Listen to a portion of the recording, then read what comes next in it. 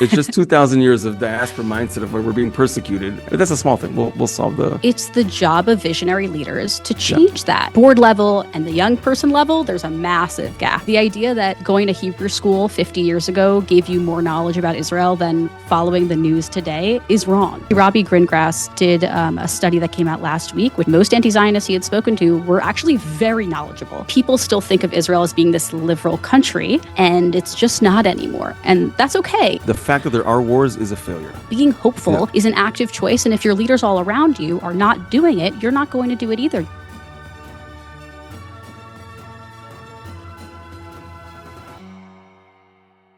Hello, everyone, and welcome back to the Long Path podcast. Our guest today is Shanie Reichman. She's Director of Strategic Initiatives and the Director of IPF Atid at Israel Policy Forum. She's the founding chair of the U.S. Committee for Forum Dvorah. You may have seen her writings published at The Forward, E-Jewish Philanthropy, Jerusalem Post, Times of Israel, Hey Alma, Jewish Unpacked, and International Policy Digest, or online. She's very active. She is a dear friend. She's also a contributing author to our Z3's first book, Young Zionist Voices, and a longtime friend. So it's just great to have this conversation with Shanie. Shanie, thank you for joining us today. I'm really, really excited. She does a lot of work about strengthening liberal Zionism, rebuilding ideological confidence among moderates. She runs the Shared Values Project. There's a lot to talk about, and we'll cover in this episode. So again, Shanie, thank you for joining us today. I really look forward to this conversation. Thanks for having me, Amitai. Great. So we're going to get right into it because you recently published a piece, and I'm really excited to hear more about it. And kind of it was a surprising title, and as good titles do, they grab the attention of the reader. So I'd like to hear more about it. And of course, I'm talking about the op-ed you recently published, titled "Liberal Zionists Take a Lesson from the Settler Movement." Can you share more about what that is, and beyond, of course, just the content of what you wrote? What did you experience, and what are we looking at when you talk about that? So first, I should say that most op-ed writers never choose their title, and I am among them. I've never chosen the title of a single op-ed I've ever published, so that should just be said. What I wrote about was how inspired I've been by the settlement movement as someone who really identifies with the liberal camp. I was spending a lot of time in the West Bank recently, specifically in Jewish communities over the Green Line. And when the idea for this piece hit me, I was on a particularly isolated hilltop where there are 12 caravans, very isolated, makeshift houses, considered illegal under Israeli law. And I was really taken with how relentless they are, with how relentless they have always been in the face of enormous political defeats. And I start to list off all the different defeats because there is this idea that it's natural that the settlement movement has become so dominant in the political echelon, but I don't think it's the case at all. And so when you reflect on the history, you look at the Oslo Accords, you look at Ariel Sharon, the father of the settlement movement, disengaging from the Gaza Strip.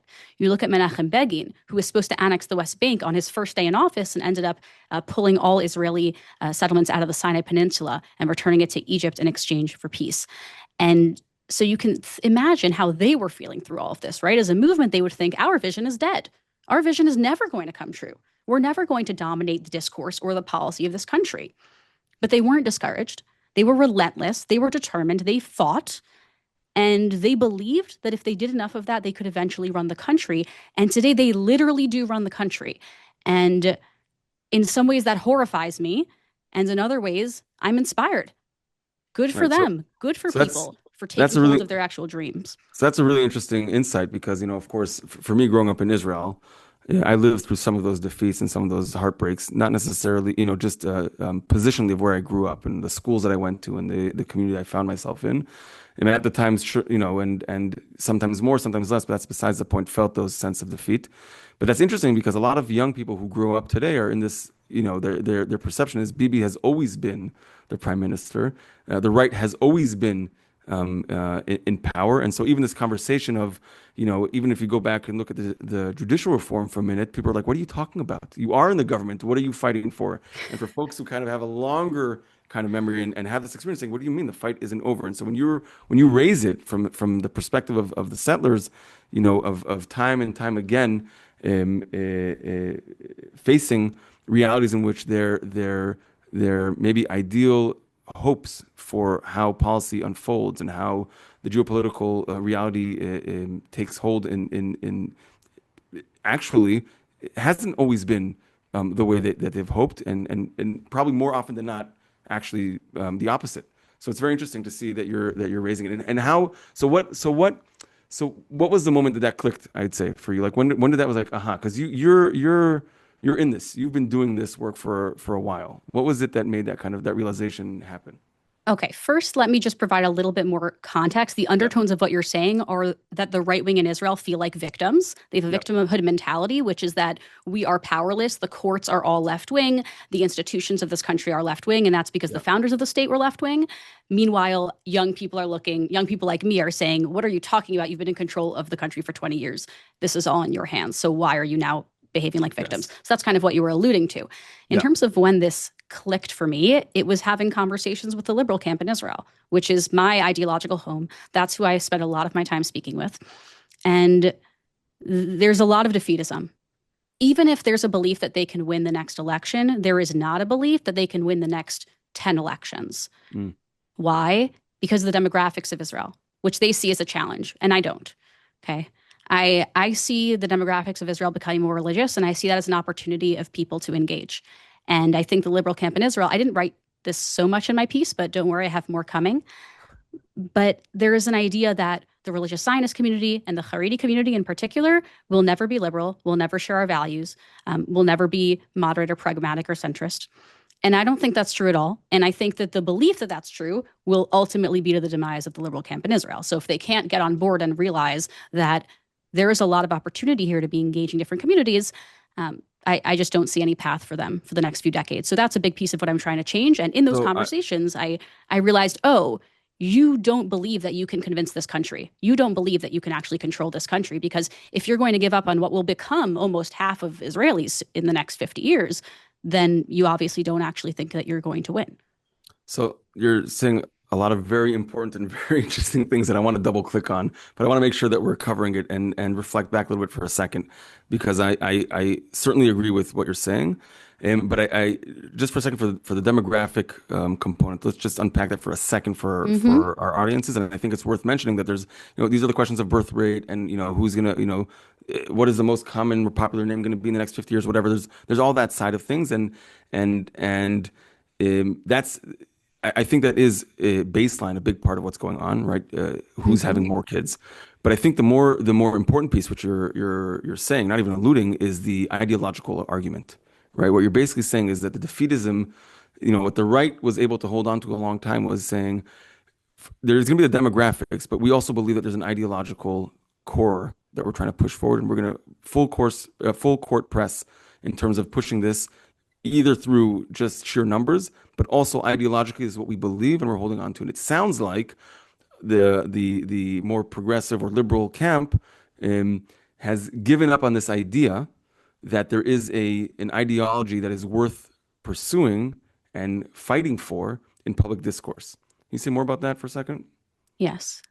I'll also say there are people who see it my way. I have a lot of conversations with people who I think are making the difference and are really trying to make the change. And that includes a lot of religious progressives, right? So like feminist Haredi women who I work closely with and settlers who support two states. And Yeah.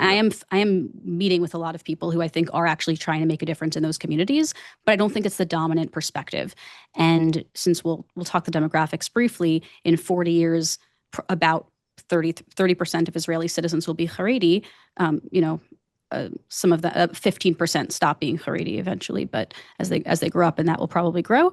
But the point is that clearly we have religious demographics creating a greater and greater share of the Israeli populace, and in conversations with the Israeli political left, it often can feel like we are just trying to win the hearts and minds of secular Ashkenazim living in the center, right? Yeah. That's who we're working on right now. And we just need to get as many of those as possible. And that's a shrinking demographic. And so Yeah. it's great if you can get all those people to agree, but that's going to be an increasingly smaller and smaller share of the votes. And so if those are the only people you're looking for, you're going to win less and less at most over Yeah. time. Yeah. Um, does Yeah, that and the answer your challenge, question? yeah, for sure, absolutely. And I think the challenge that people are missing often, I'm really happy that we kind of we're going to start covering this a little bit because I think it ties to some of the other conversations.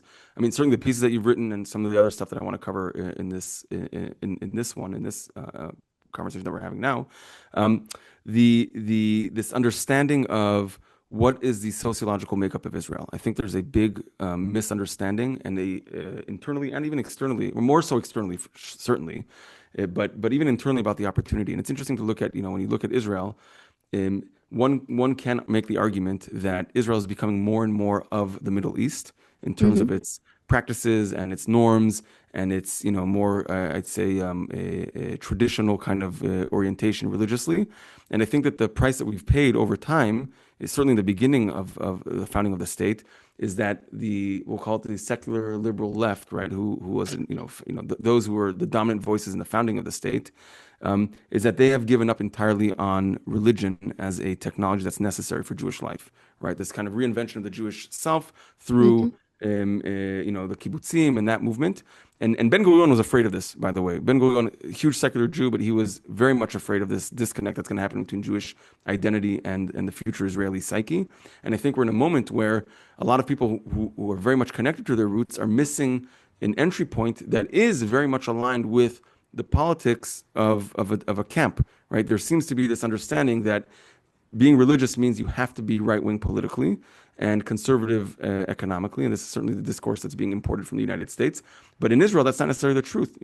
There's certainly many. There was left-wing religious parties, and there are yeshivot, seminaries that push this, and rabbis who are way more understanding or pragmatic, whatever you want to call it. There's those who are theologically informed by this, and there seems to be a void in the liberal side of being able to tap into this language and this vocabulary that will make these conversations much more palatable for folks who are not their immediate or the usual suspects for them. And so Hmm. I'm curious, like, how are you finding that making those inroads with this, with ideologically left secular whatever community?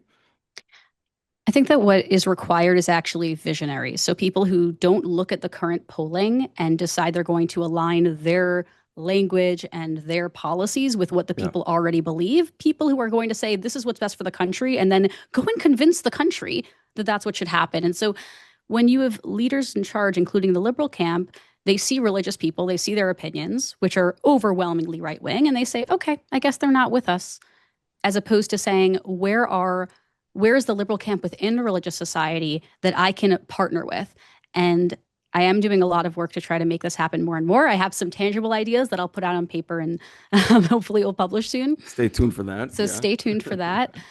But there's a lot that you can do. And the example I often bring is Donald Trump in the United States. When I was growing up, people used to say that Israel, Republicans specifically, would say that Israel, not Israel. When I was growing up, Republicans used to say that America in 20 years is going to be majority minority, Mm. meaning that most Americans will be black and brown and Asian. And what does that mean? Republicans will never be able to win again in this country. That's what they warned about. Now, Donald Trump is sitting here in his second term. He could go for a third for all I know. Okay. That's where we're at now. Yeah. He won votes from 50% of Latino men in this country. Nobody would have thought that would ever happen, that half of Latino men would vote for a Republican, let alone a Republican like Donald Trump 15 years ago. So trying to channel that energy, not all of Trump's energy, but the part of Trump that is not turned off by the idea that that group will never vote for you, that group will never vote for you. They're Democrats, they're liberals, they won't like you, Yeah. right? He was never turned away from that. He took it as a challenge. Oh, you think those people won't vote for me? I'll tell them who they're going to vote for. And I think that that's an energy you never see amongst liberals. And I'm especially not in Israel. So I'm hoping that there can be a little bit more of that, the belief that actually, if you believe what you're doing is right for the country, maybe everyone in this country would want to align with you. But it's your Yeah. job to convince them. Yeah.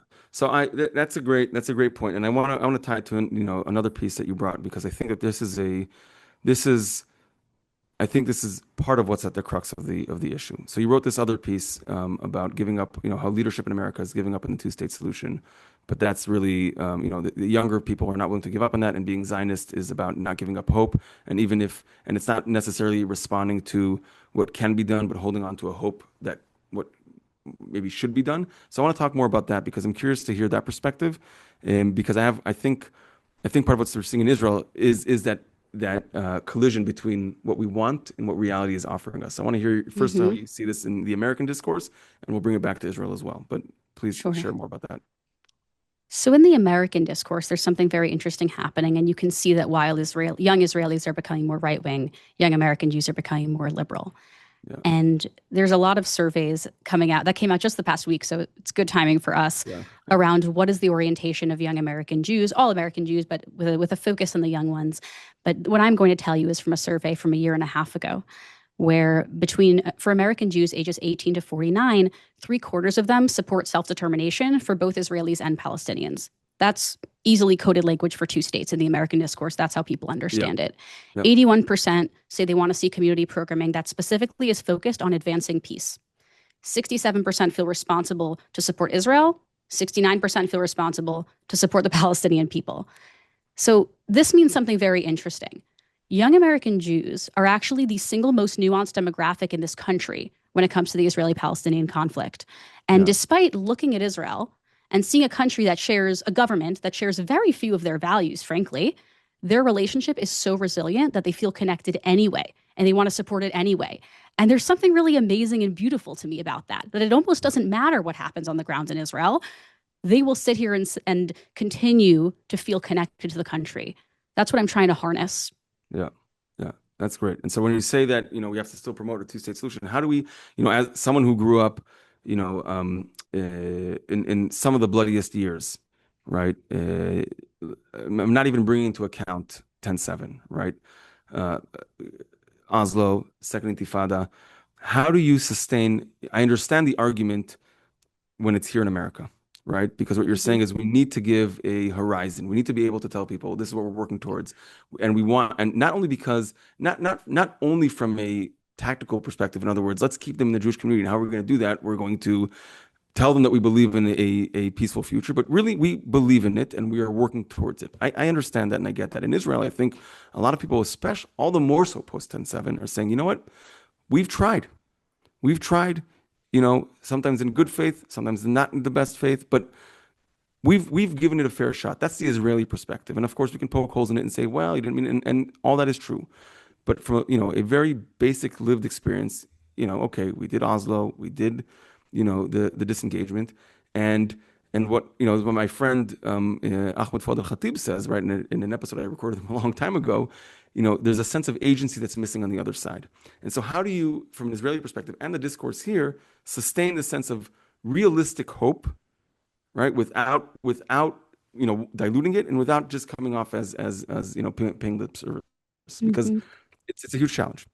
And Yeah. and sorry, just to complete the arc in my own head, and I think that ties to the self perception of the left and the ideology that they're trying to push in Israel, because they're saying we don't have we don't have anything compelling to say because reality is just proving us wrong. So what is that?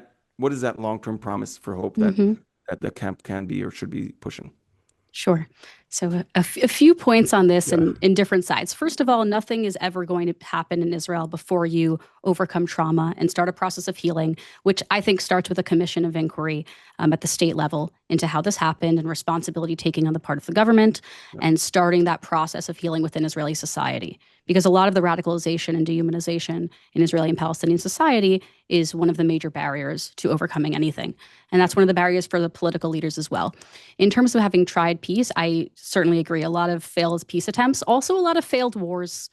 So I agree that they have tried peace Wars. and th- failed, but wars yeah. have also not always gone our way. This And is I something don't, that needs to be yeah. stated, Sarges. It's really important. The fact that there are wars is a failure, right? Like the opening proposition of having a war it's important to say because it's not a desired or a proactive kind of that's the difference between I think where Israel wants to see itself, where war is a response, as opposed to war is I mean it could be preemptive, but in other words, it's not a war of expansion. So I think it's worth war within itself is a failure.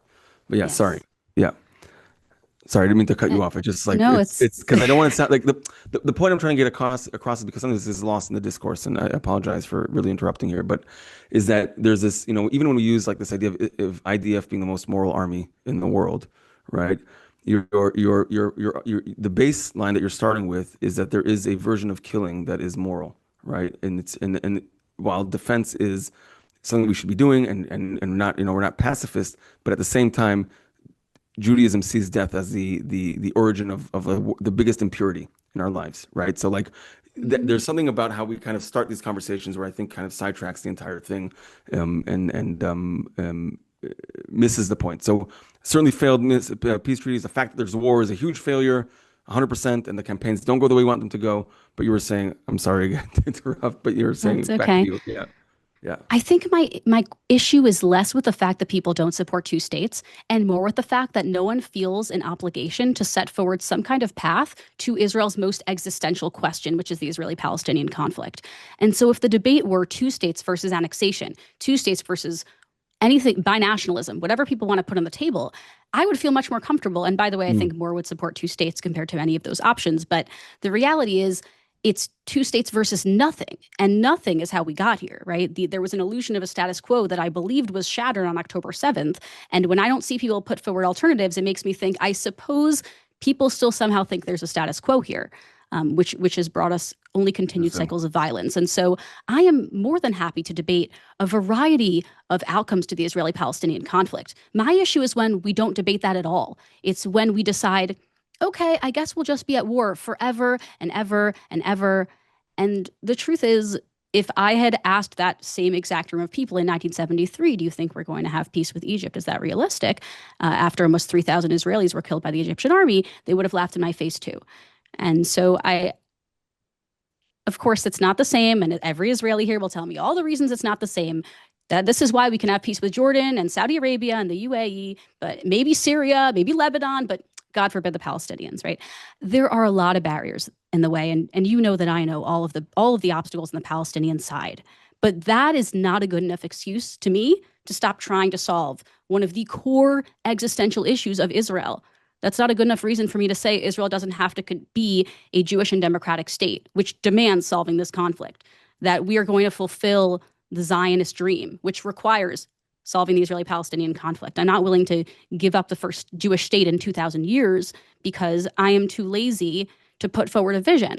So I want to see visionaries. And again, if it's a vision that's not mine, I want to have those conversations. I think that's important. To me, it's the lack of vision that's the problem, not the It's, opposition to two yeah. states. So in other words, and this resonates personally, I'll say that that it's not so much it's the lack of vision and this kind of giving up. It's not even so much it's worse than giving up on hope. You know what I mean? Like hope assumes that there's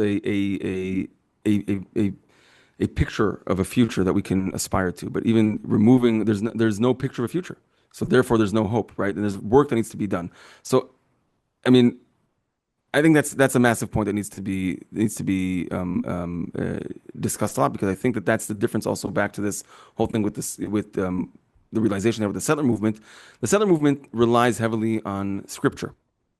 Right. At the end of the day, it's based on religion, on prophetic text, and they're playing a very very long game, a very very long game. Amitai, Yeah. sorry that I have to pause us and grab my charger. The right wing, the settler movement, who has we'll call it more stamina in how they're going to fight this fight. And I think that it's interesting growing up in those circles.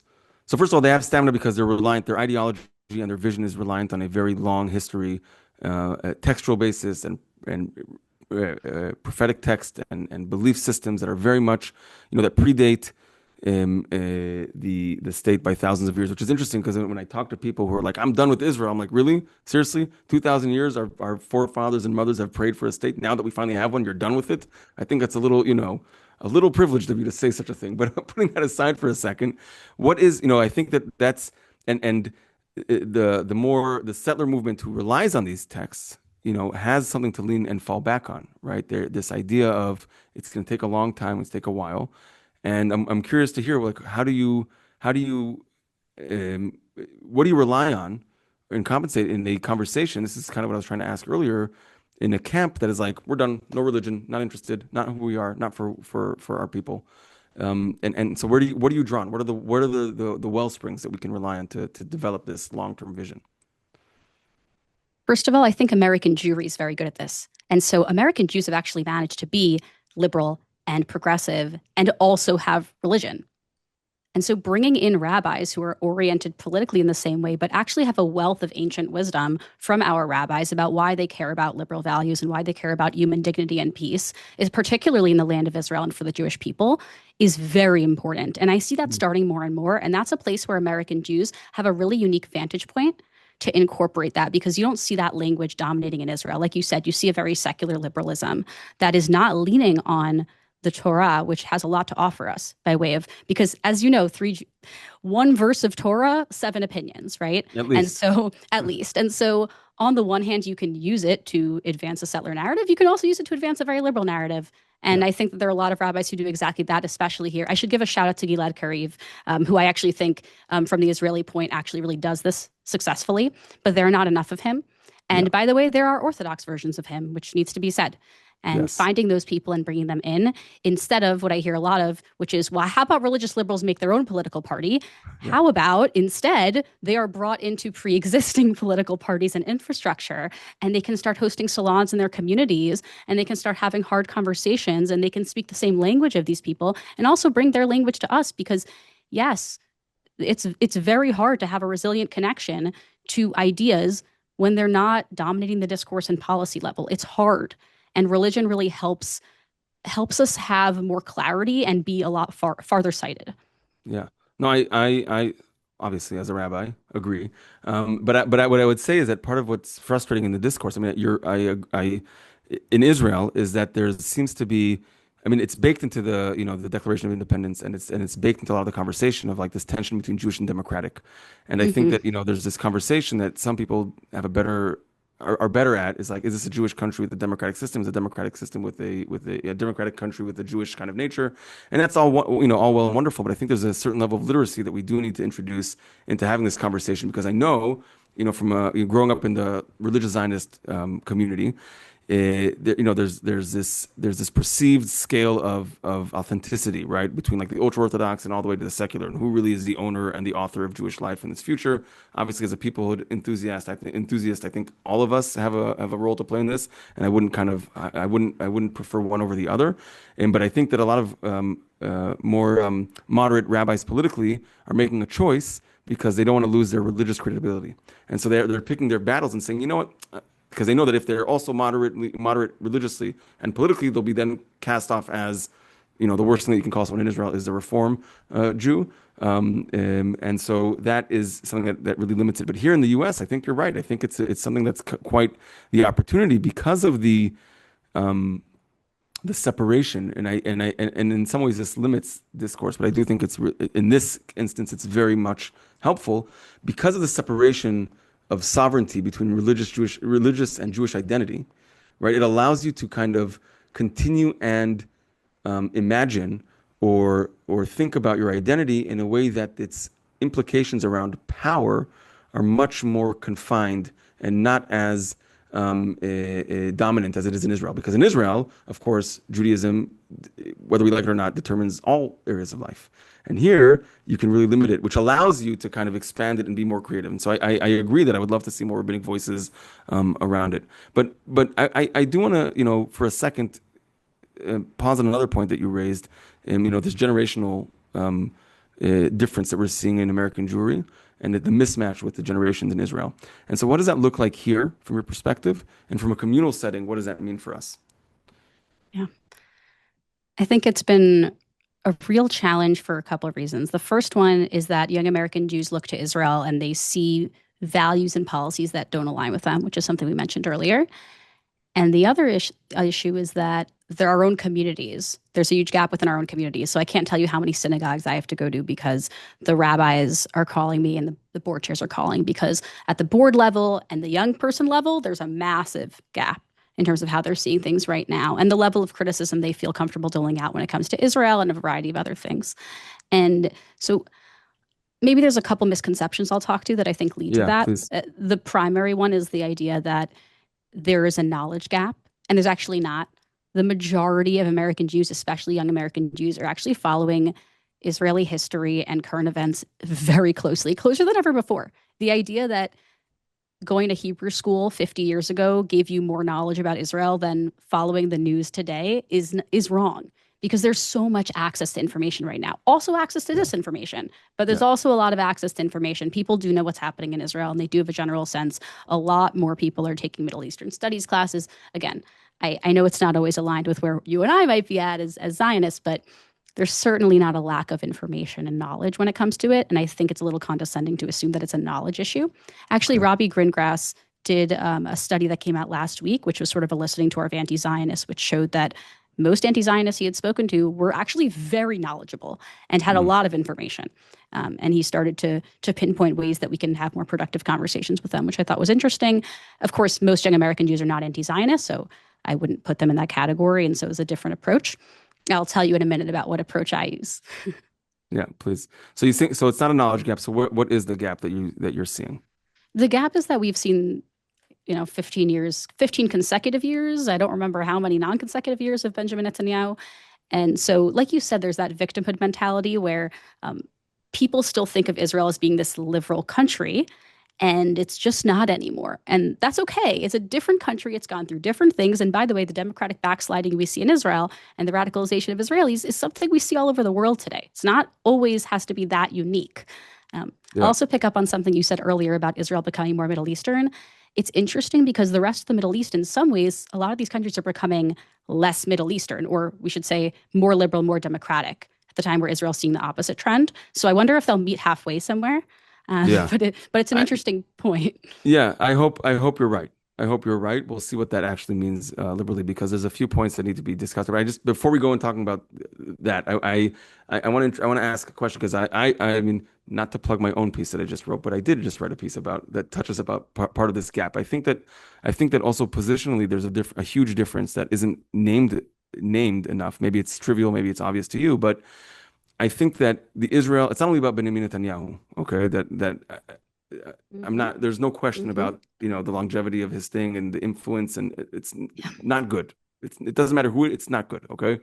Um, is that the Israel that our generation and younger is growing up with, the reality of Israel is vastly different than that 50 years ago. 50 years ago, Israel was much younger, much closer to the Holocaust, much closer to a sense of annihilation. If you look at the Yom Kippur War and the Six-Day War and the 48 War, certainly, right? And so this like the angst around the existence of Israel and it being way more tenuous, and the position of the world is a huge mismatch of the Israel that we grew up with, right? Which is a regional superpower, may or may not have nuclear warheads, as a thriving economy, is this massive player. Yes, we're 0.2% of the world, but we're not experiencing the same Israel. And so the starting point of what is at stake is entirely different. So it's not about a knowledge gap, it's an emotional gap.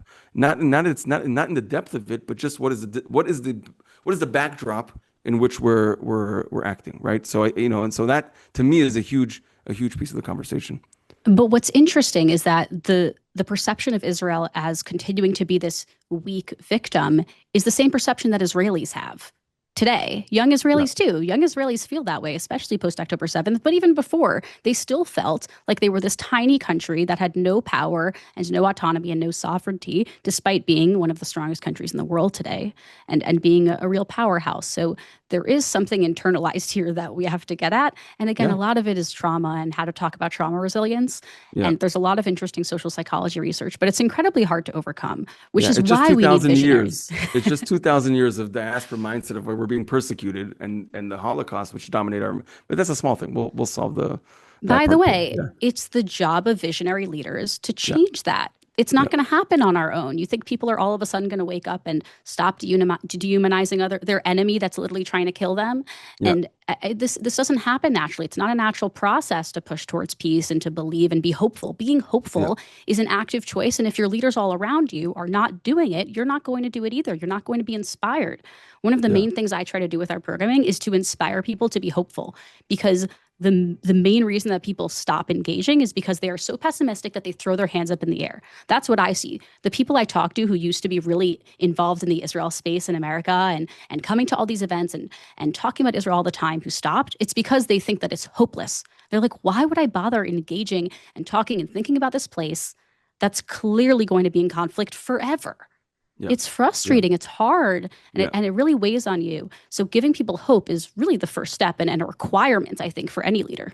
Yeah, and I couldn't agree more. I think that there's also a sense of obligation that we can't ignore. There's a wonderful rabbinic saying that I know you're familiar with, right? When it says that it's not our job to complete the task, right? But it's also not our but it's we cannot desist of it, right? We cannot just say it's not our job because we're not going to finish it or see it through, then we can no longer do it. And I think that that's been interesting because how do you keep alive a dream for 2,000 years is when generations understand that they may not see the fulfillment of the dream, but they also know that they have a responsibility. And there's an interesting piece of that, Jewishly, we can go into that in a second. But from where I sit, I think it's really interesting also for Israelis who are not yet who have yet to get rid of this like mindset of a victimhood. And I think that's something that's like the task of our generation. When we talk about Z3 or the Jewish future, it, it it's very clear to me that in Israel we're not even remotely there. In other words, the fringe, growing fringe of right wing, what I'll call applied messianism,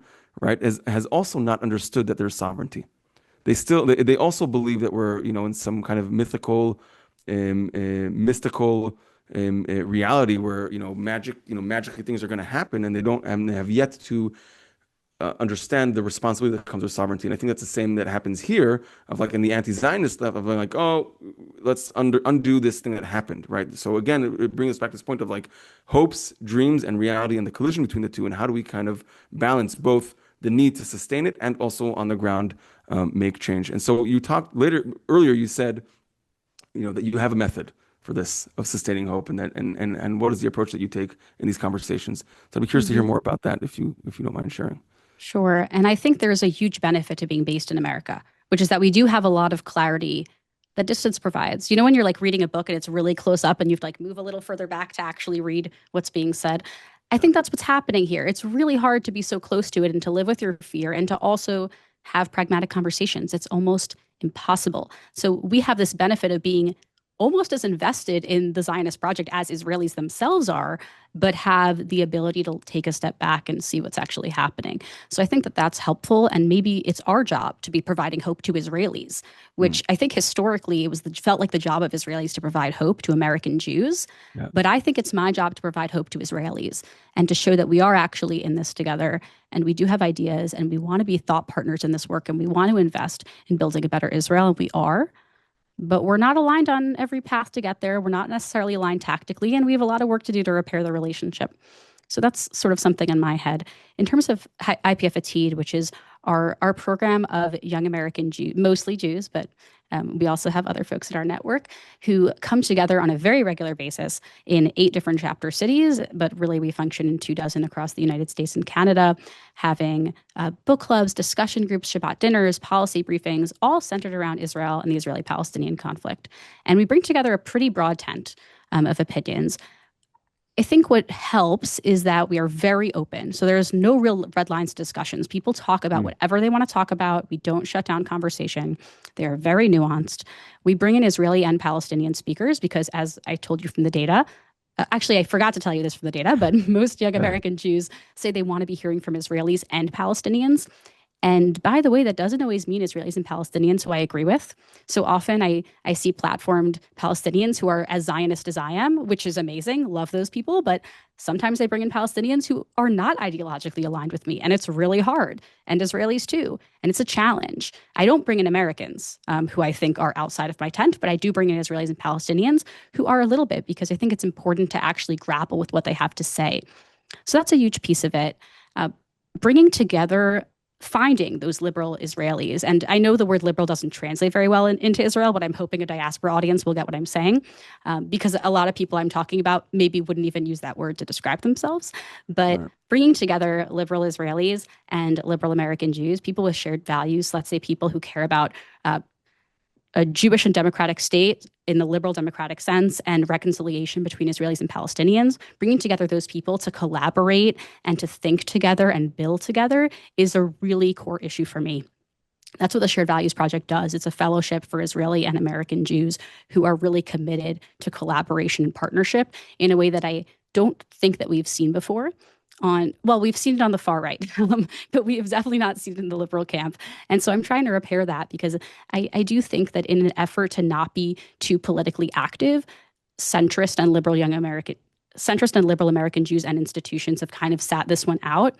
as frankly, the far right in the American Jewish community and the I don't want to paint with a broad brush because you and I are both lived in religious Zionist institutions, but religious Zionist institutions here have deeply invested in the settlement movement and in right wing institutions in Israel and built really deep relationships, which is important. Like they should do that.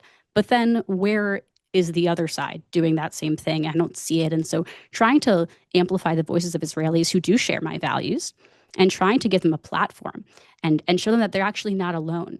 After the last election a few years ago in Israel, my friends in Israel were calling me kind of hysterical for two reasons. First of all, what the hell is going to happen to Israel? That was a huge concern for a lot of people, which is a good concern to have. It was legitimate and it showed to be extremely legitimate. And what's going to happen to the relationship with American Jews who are going to look at Israel and see a face of Israel that is just so not aligned with any of their values at a policy level and in a lot of other ways as well, and an emotional level. And so this is part of our answer to the question was that we're going to create a way of showcasing the best of Israelis, the best of Israel to American Jews who are feeling really disconnected. And again, that loss of hope can translate into disengagement and detachment altogether. And I'm not going to let American Jews lose hope in Israel. So this is Yeah. my small piece to contribute in that way. So I think it's amazing, and I'm a huge fan, obviously, in terms of just maintaining the relationship. It's not even about like the political orientation. It has nothing to do with that. It's about the fact that you're not willing to give up hope, and that the centrality of the relationship, and this has been implicit through there's a through line here, but I do want to pause on it for a second because I think that there is a natural um, alliance between the right wing and religious Zionists in Israel and in America as well, because there's again a shared, in many ways, a shared theology.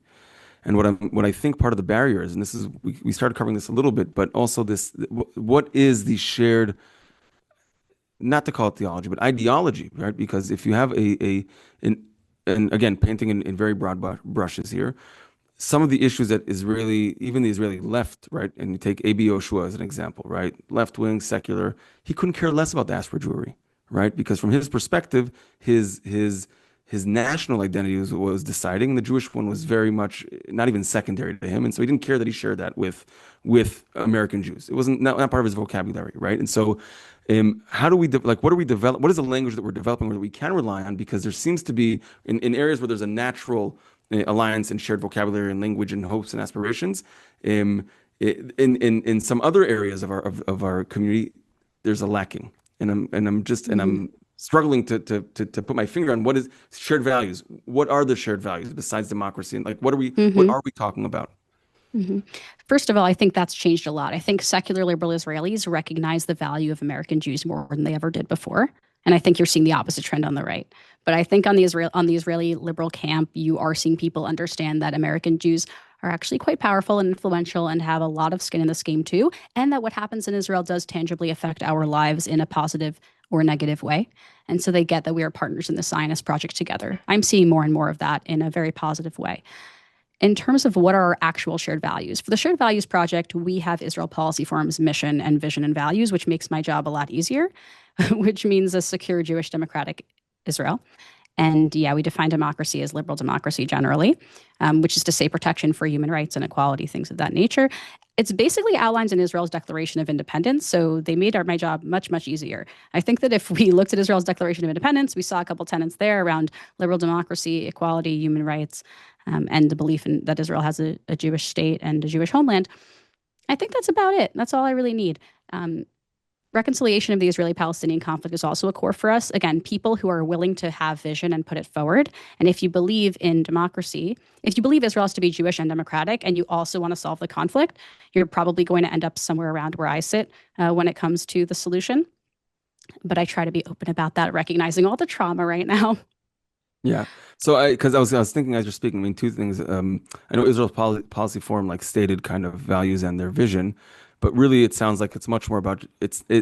I'm not. I mean this actually in a very like in a in a very appreciative way, right? Like the project isn't still policy oriented, but much more about hope oriented. In other words, like we need a vision so we can have hope and we can start Hmm. keep working. Whether or not that is actually going to be the end game of it, maybe Israel Policy Forum believes that that's what it is. But in order to kind of even just sustain the conversation, we need to be open to other things, and I think that's remarkable. What I struggle with, and I'm being honest here, Shani, like really, for myself and for others as well, is like, okay, what you're describing sounds like a and this is not negative in any way. It's a very pragmatic alliance, right? Like, oh, we understand that we need American Jewry to influence what is happening here, and that they have skin and stake in the game. They care about it deeply, and we care about them. But there is a there is an expiration date for this relationship in a way, because once we achieve these goals, then the bonds that connect us are not as necessary.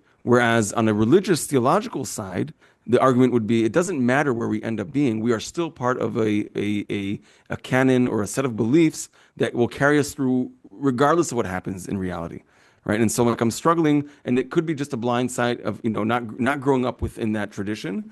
Certainly I'm aware of that. But also like I think it's worth stating and articulating what is that long-term thing. And I'll use one anecdote. This happened before 10/7, and I may have mentioned this in another episode or whatever. But we had a conversation. We were hosting an event here. I was the moderator between an organization that's promoting coexistence and two-state solution, etc. And there was an Israeli secular general type who's like the head of the organization. No need to mimic the accent. We all know what we're talking about. And of course, Israeli Arabs or Palestinians, Muslims. Not here to put labels, let people self-identify. But when I asked them about, like, look, the name of the initiative, and the name of many of these initiatives relies heavily on scripture, right? The sense of that we were part of the same kind of lineage, right? The children of Abraham, whatever. And I was like, what's the role of religion in this? And the Israeli Palestinians Arab were like, look, we may be secular, but we understand the role of religion. We understand the strength of it. And the Israeli Jewish left wing secular was like, nope, religion is the worst. It's the cause of all of this, and we got to secularize the whole thing entirely. And it was depressing for me because I think that there's a depth that's missing, and actually a very powerful tool that many peace activists rely on. Rabbi Fuhrman of blessed memory is one of maybe leading figure, but many even Rav Riskin's Ol Torah initiative, working with clergy across the Middle East. Like I think it's, as a rabbi, of course, a powerful tool. And what I'm really trying to say is I am concerned that the lack of depth beyond the pragmatic necessity of creating peace, which is a huge undertaking. Don't get me wrong, right? I'm not trying to marginalize it. My concern is that without tapping into it or finding an alternative or something, it will be very hard to continue holding on to hope and driving something forward. I mean, that's my whole point. I agree 100% with you. I think that's exactly the problem.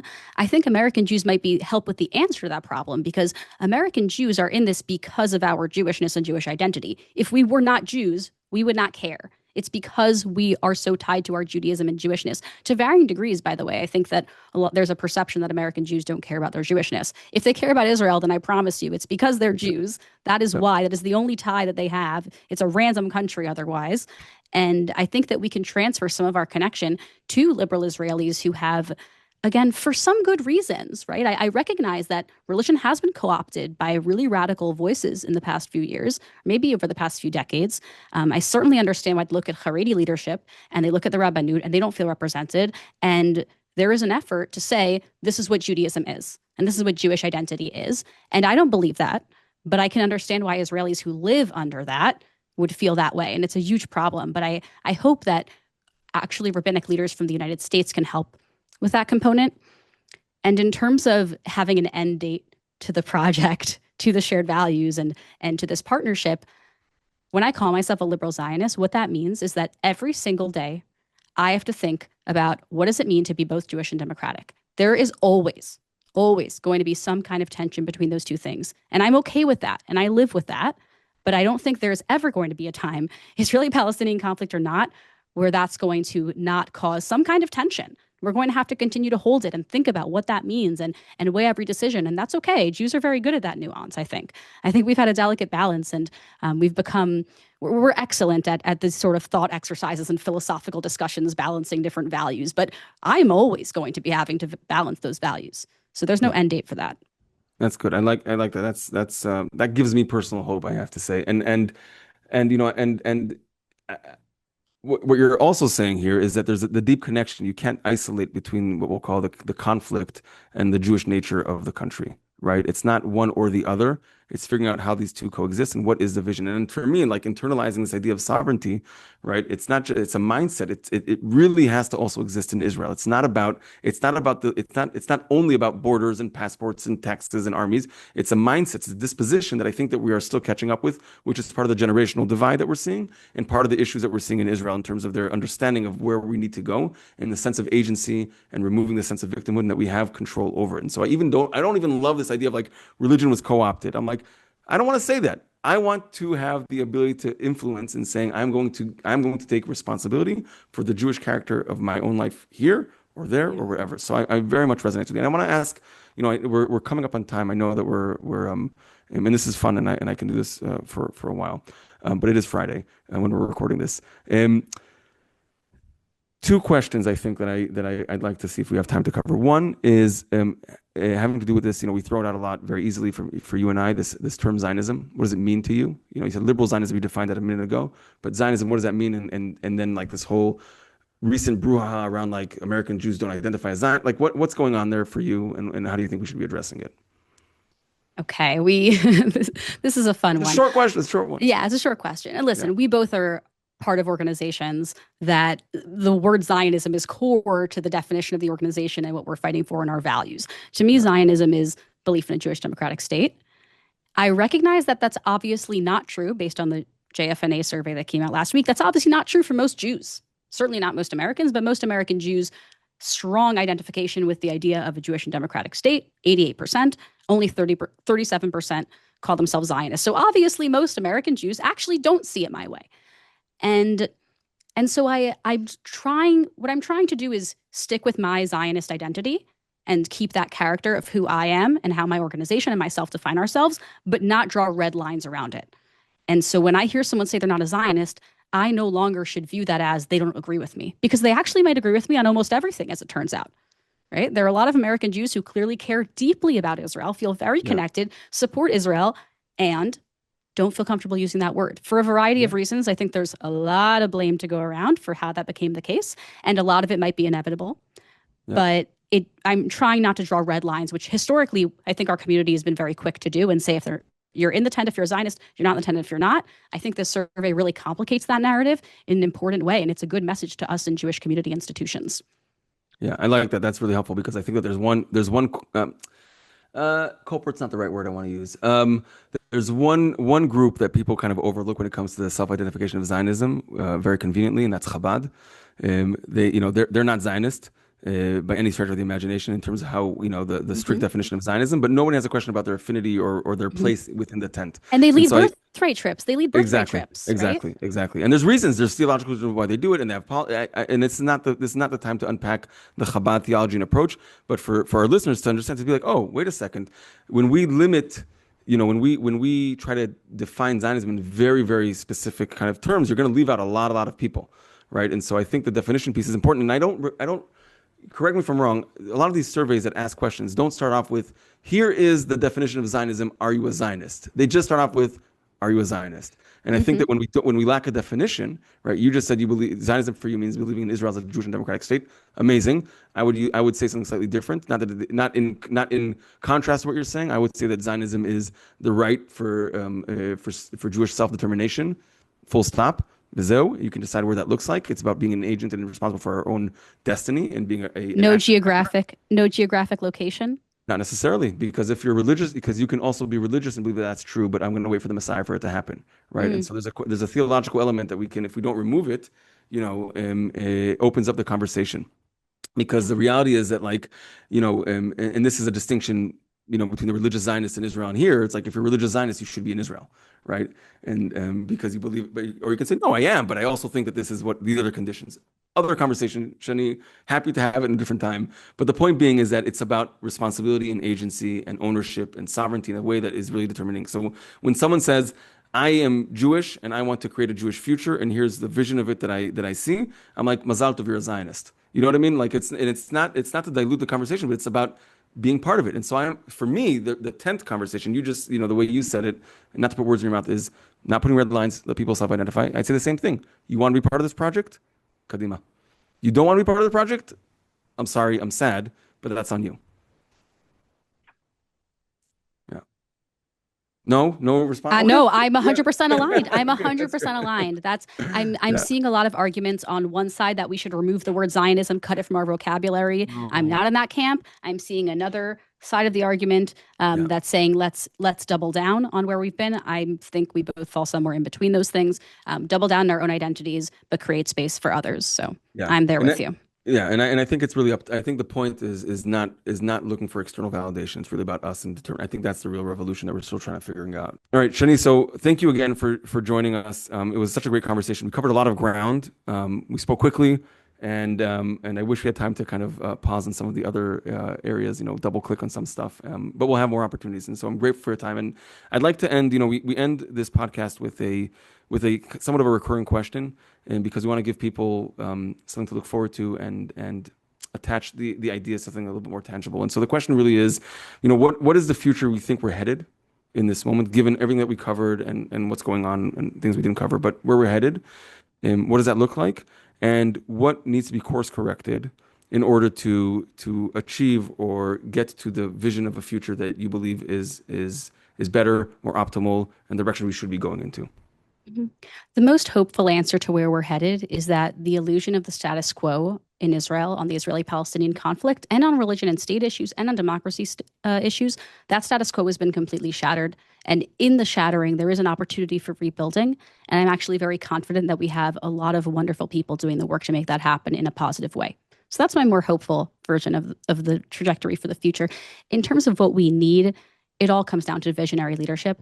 Leaders who don't open up the opinion polls and say, what do the people believe? I guess that's what I'll advocate for, but instead decide what does the country need and how do I take the people with me along for the ride and convince them of my vision. And so I'm hoping we can see a lot more of that. At the leadership level, the other component is leaders in Israel who understand that American Jews are here as partners and want to invest in that relationship instead of turning us away. And of course, women. You know that I'm very involved with Forum Dvorah, which works to advance women in national security and foreign policy in Israel. One of the ways they do that is by petitioning the courts often, because you and I spoke earlier about how you look at a picture of the Israeli Knesset and the Israeli Director Generals of Ministries, and it's just men, men, men, men, men, and they all look the same in the same suit. And I think that's a huge piece of what needs to change. You can't have new and innovative ideas if people are all coming from the same backgrounds. And so having a variety of backgrounds, especially when we're talking about 50% of the population represented, I think will have a huge impact. And by the way, if we're going to talk about peace and security issues, there's a lot of evidence that including women in peace agreements and peace negotiations has a massive impact on how resilient and longstanding they are. So there's a lot of positive work that can be done on that front too. Thank you. Thank you, Shani, for that. Thank you for walking us through where we might be headed, even in optimistically, and where we can be headed if we make some decisions and choices. So, Shani, really, truly grateful for your time, grateful for your insight. I look forward to reading your next pieces when they come out. But again, thank you for joining us for this Long Path podcast. It's a mouthful. I know we came with the name, but truly, thank you. I really appreciate your time, and I look forward to our next conversations. Thanks for having me. So that was a really interesting conversation with Shani, and I'm thinking a lot about all kinds of elements and angles that came up. But one of the through lines that really stuck with me has to do with something that we didn't talk about directly as much as I wish we would have, but it certainly was very much present in the conversation, and that has to do with the relationship between diaspora Jewry and Israel, and what are the stories and what are the themes and the ideas that we need to keep alive in order to sustain the relationship, and not only from a practical perspective, like a realpolitik, what are the camps or what are the alliances that we need to have in order that Jewish life evolves or develops in the way that we'd like to see it, but much more on I'd call it on from my perspective, on an almost theological level of what is the necessity or what is the goal of this relationship? What is the unique value proposition of each center of Jewish life? What is the gift of sovereign Judaism and the gift of diaspora Judaism? And what is the interconnectedness and the changing or the exchanging of ideas really give and offer to us as a Jewish people as we continue through this unfolding story of Jewish life? A question that I'm leaving with today is about how do we retain a sense of connectedness, a connection between a people, communities, families, and even individuals in a reality where everything seems to be feeling like it's being pulled apart? How do we retain a story or a narrative that allows us to move forward and create a reality in which we all share a sense of investment in and that is better for everybody? Thank you for joining us for today's episode of the Long Path Podcast. We really appreciate you tuning in. Thank you for the team that made this happen. Please make sure to follow us on our various channels and platforms, if it's YouTube or Facebook or Instagram or X. And a lot of the conversations are continuous, and we would love to hear from you. What are things that you care about? And again, thank you for joining us for this episode of the Long Path Podcast. I'm Amitai Freeman, and have a great day.